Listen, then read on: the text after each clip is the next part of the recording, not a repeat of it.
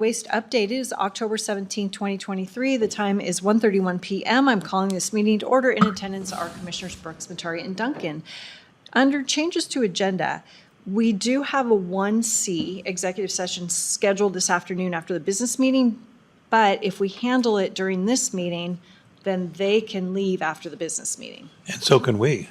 Well, no, because we have a 1F. It's a separate department. What's the F we have? Airport. Oh, Yeah. So, anyway, okay. Never what is mind. your preference? There. I'm fine with whatever works conveniently and doesn't put a wrinkle in the process. Okay. Then I move that we add an executive session 1C to the agenda. I second the motion. Also, Chair Duncan. Oh, The only other change I would have Oh. is that on number 5, the presenter would be Angela Bergeson. Oh, that's okay. Okay. Yeah, that's totally fine. Okay, so Bill seconded.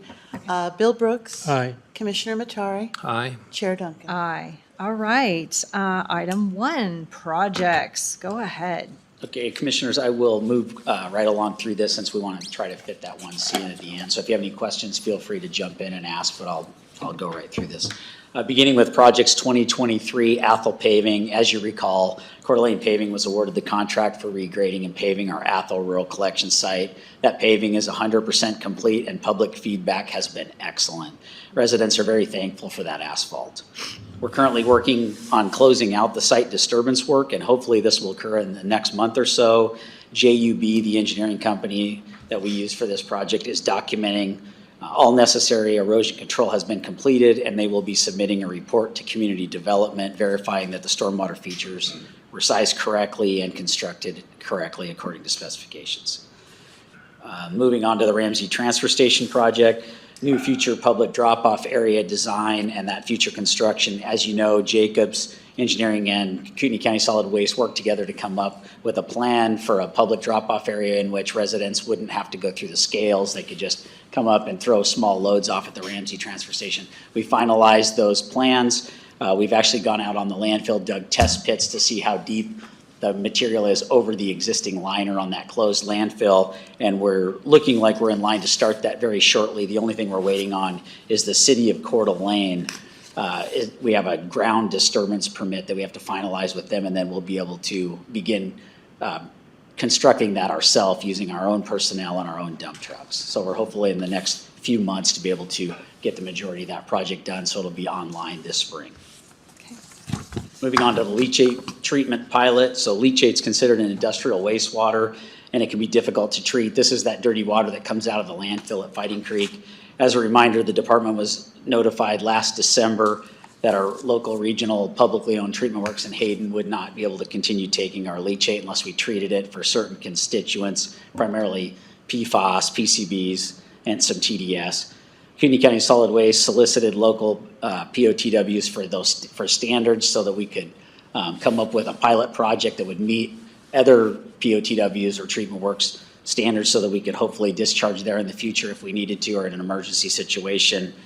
We worked with Jacobs Engineering and a company called Dynatech Solutions, our systems out of New Jersey, and came up with a treatment evaluation, did a bench scale pilot test that was very successful. We're currently in the process of having Jacobs and Dynatech work together to get larger treatment gear in place at Fighting Creek so that we can prove it works before I bring that to the board for potential I guess you'd say, the ability to purchase the gear for long-term treatment at the landfill. So this study is necessary to prove that treatment technology works. I'll keep my BOCC liaison informed as the project unfolds. Moving on to landfill phase E3 design 2023, planned construction 2024, a new area of the landfill known as phase E3. So it's the next area that we need for placing garbage. We're currently working in phases E1, E2 in the central corridor. But before that area fills out, we have to construct a new cell in advance. Kootenai County's Solid Waste is planning on having that constructed 1 year prior to when it's really needed so that in case there's any hiccups with construction, we're not cutting it to the last minute. So Jacobs Engineering and Kootenai County Solid Waste, as well as Parametrics Engineering, have been working together on putting together all necessary documents for construction. It's believed that we'll have full construction, so 100% completed documents in early November. of this year. The project's planned to be advertised and out for bid later in November and December, and then construction will be planned for 2024.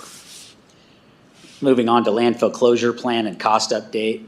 Currently, Jacobs Engineering is working on a closure plan and cost update for the Fighting Creek landfill. It's been a number of years, greater than 10, since we've updated this. So the costs associated with closing the landfill are very expensive. So you want to make sure that you're saving enough money now in today's dollars to plan for that 30 years of environmental monitoring and the closing of the landfill should anything happen at Fighting Creek or way down the road. So typical costs not only include the actual cost of capping the landfill with a final cover system, but also for that 30 years of monitoring. Jacobs is on track to deliver this document by the end of this year to us, and I believe the auditor's office is looking forward to that information to keep the financial strategy in check. Moving on to the Fighting Creek landfill operations, garbage volumes are starting to slow slightly, which is normal for this time of year. Currently working a 15-foot lift, which is typical. That's the area that we place garbage off the same road system to help minimize cover soil usage as well as minimize the road building costs in the area. Plastic sheeting and stormwater control at the site is very critical this time of year. Our landfill management team continues to work closely with our operations manager to minimize future leachate production by placing plastic sheeting and stormwater control ditches in key areas of the landfill. The crew is currently installing this sheeting, and it's important that we get this done before this weather turns. So they're working very quickly right now to get that down. Crew's already installed a robust spillway as well as 2 acres of the material, and they're continuing to work on that. Moving to the landfill gas system, overall the gas collection system continues to operate very well. All necessary gas collection lines in the current lift have been installed. The crew did finish tying in those 2 12-inch tie-ins on both the north and the south, so the jumper line is complete that goes across the landfill that you approved last year. We're able to dig down under those stormwater ditches and get that all completed, so we should be in good shape this winter for controlling gas. Transfer station operations, the transfer stations have been very busy because of the nicer weather we've experienced, and this is typical for this time of year, people cleaning up their yards right before the snow sets in. Our crews have been doing a great job at both transfer stations, and the operations have been very smooth. I want to give a public thank you to our crew members for all they do each and every day in the solid waste department. We have experienced very few complaints this year and many compliments, and thank you to the whole crew for a job well done. Moving on to staffing levels and recruitment, the solid waste department, like other departments, has had experienced quite a bit of turnover since COVID.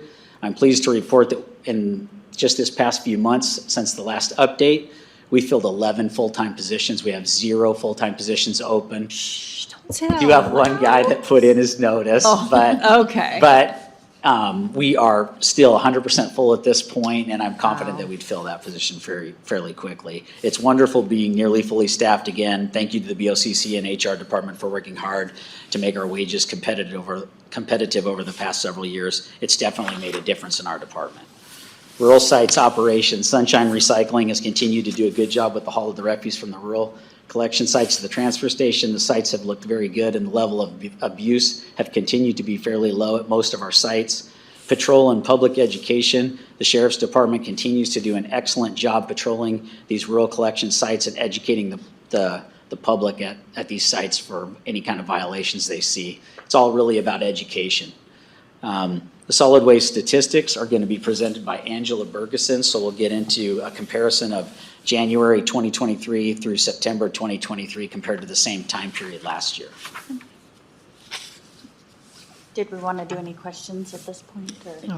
No, I mean, Those are good. yeah, speak up if anybody has questions. Okay. No. Okay, if you do, just, Thank you. just pipe, just let us know. Statistics from January 2023 through September compared to the same time frame last year. It's actually, so I'll just give a quick overview. Customers at Ramsey are up 3.94%, so we're seeing a little increase of customers. Tonnage, though, is only up 1.51%. And really, I expect that the remainder of the year, the overall tonnage and customer count for Ramsey will be relatively flat compared to the previous year, unless we have some sort of a weather-related incident, which hopefully not. Yeah. We don't want that. But typically, that's what happens this time of year is unless we have, some sort of a windstorm where wood goes, rises up and other waste. Prairie though, customers are up 3.99%. So again, just under 4% at both locations for customer count over last year. Tonnage is up 3.01% over last year. So it's pretty level. And again, I anticipate the same for Prairie. There might be slightly elevated compared to last year, by the time we get the full year's numbers in. That might be slightly elevated, but not by much, again, unless there's some sort of a weather occurrence. Landfill overall is up only 0.7%.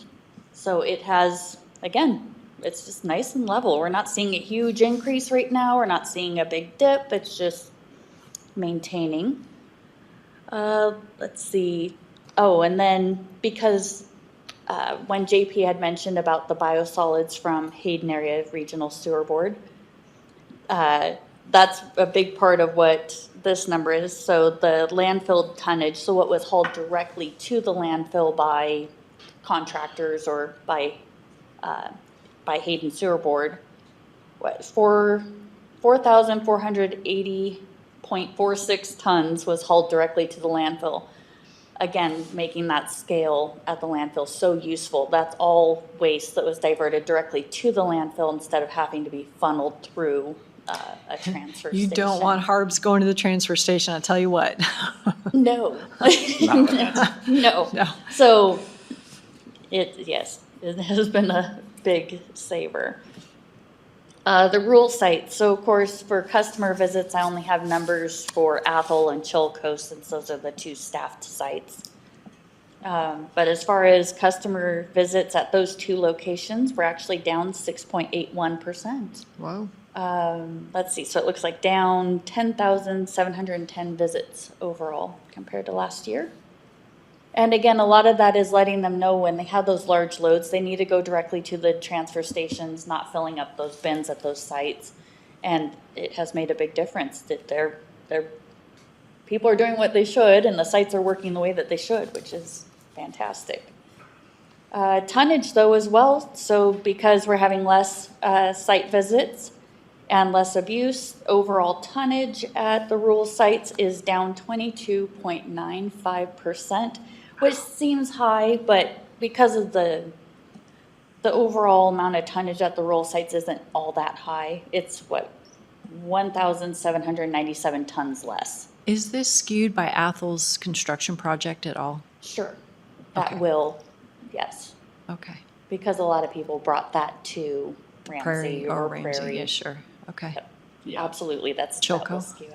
And the new hauler may skew it slightly too, because we did Oh. allow Coeur d'Alene Garbage to Right. pick up other customers and bring it in. And so if it wasn't tracked 100% Oh, accurately the previous gotcha. year, it could skew those numbers somewhat. Versus Sunshine, they're doing a majority just rural. They aren't picking up a lot of other waste with it. They're just hauling ours. They're starting to pick up a few accounts, but not a lot. Okay. So all of that's looking good. The only other thing, it was beginning of, it's not stats related, but beginning of October, Coeur d'Alene Garbage started hauling the garbage from the transfer stations to the landfill, and it's going really well too. They're keeping Yeah. up on it. You'll see the red and white trucks on the road. It's neat to see. So that's working well. Good. With Okay. that concludes our update, unless you have any questions. Okay, questions? Very nice. Well, No questions. Great job. Thank you. as usual. All right, then I would take a motion to enter into executive session, 742061C. I move that we enter into executive session pursuant to Idaho Code 74-2061C. I second the motion. Bill Brooks, Aye. Commissioner Matari. Aye. Chair Duncan. Oh, I'm sorry, I before I was supposed to, so, yes, thank you.